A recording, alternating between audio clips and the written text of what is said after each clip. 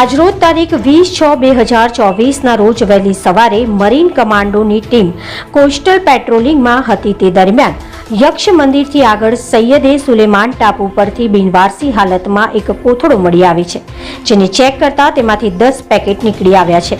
Marine સેક્ટરના incharge Shri DYSP RM ચૌધરીના માર્ગદર્શન હેઠળ marine commando team PSI KC Patel, head constable Arvindbhai Rojasara તથા હેડ કોન્સ્ટેબલ લાખાભાઈ ડાબી તથા મરીન કમાન્ડો ભાવેશભાઈ ચોટવા તથા મરીન કમાન્ડો કૃષ્ણદેવસિંહ સરવૈયા તથા નૈતિકભાઈ યાદવ તેમજ SI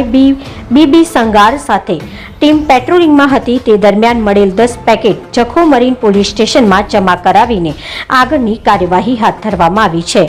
અહેવાલ રમેશભાઈ ભાનુશાલી, અબડાસા, કચ્છ।